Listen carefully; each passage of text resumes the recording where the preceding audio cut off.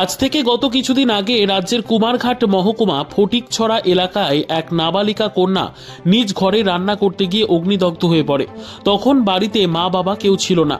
বাবা একজন রাজমিস্ত্রি, অন্যের বাড়িতে কাজ করে। বাড়িতে তখন কেউ না থাকা মেয়েটি রান্নাঘরে গিয়ে রান্না করতে গিয়ে নিজে অগ্নিদগ্ধ হয়ে পড়ে। পরবর্তী সময়ে এলাকার লোকজন দেখতে পেয়ে তাকে প্রথমে স্থানীয় হাসপাতালে নিয়ে যাওয়া হয়, পরে জিবি হাসপাতালে চিকিৎসার জন্য নিয়ে যাওয়া হয়। সেখানে নাবালিকা মেয়েটির সাহায্যের জন্য সোশ্যাল মিডিয়াতে দেখে উদয়পুরে বিভাগীয় ব্যবসায়ী সমিতির সিদ্ধান্ত নিয়েছে এই নাবালিকা মেয়েটিকে সাহায্যের জন্য হাত বাড়িয়ে দেবে। এই মতে বৃহস্পতিবার মেয়েটির মাকে ডেকে নিয়ে আসা হয় উদয়পুর বিভাগীয় ব্যবসায়ী সংঘের কার্যালয়ে।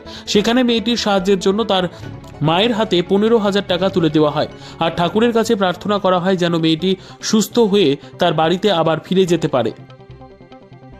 কিছুদিন আগে আমি মোবাইল ঘাট থেকে ফেসবুকে দেখলাম একটা মর্মান্তিক ঘটনা।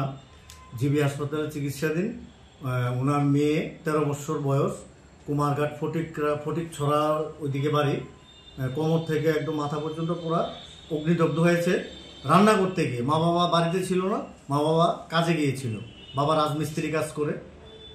তখন প্রতিবেশী এসে দরজা ভেঙে মেয়েটাকে উদ্ধার করলো। পরক্ষণে মেয়েটা এখন জিবি হাসপাতালে চিকিৎসাধীন আছে। এটা দেখতে পেয়ে অনেক সময় তো ভয় হয়, তো এটা আমি যাচাই বাছাই করে স্ক্রিনশট নিয়ে ওখান থেকে নাম্বার নিয়ে আমি ওদের সঙ্গে যোগাযোগ করে দেখলাম যে ঘটনাটা সত্যি। তো ওদের সঙ্গে যোগাযোগ করে ওদেরকে আমি এখানে আমন্ত্রণ জানালাম আমাদের ব্যবসায়িক সংঘ উদয়পুর বিভাগীয় কমিটিতে, যে আমরা কিছু আর্থিক সহযোগিতা ওদেরকে করবো মেয়েটার চিকিৎসার জন্য। তো তাই আজকে আমরা মেয়ের মার হাতে 15,000 টাকা আমরা তুলে দিচ্ছি। মেয়েটার জন্য সুন্দর চিকিৎসা হয়, মেয়েটার জন্য আমরা মাতা ত্রিপুরের কাছে প্রার্থনা করছি মেয়েটা সুস্থ হয়ে ভালো হয়ে মেয়ের যেন মেয়ের ঘরে আবার ফিরে যায়, এটাই আমাদের কামনা।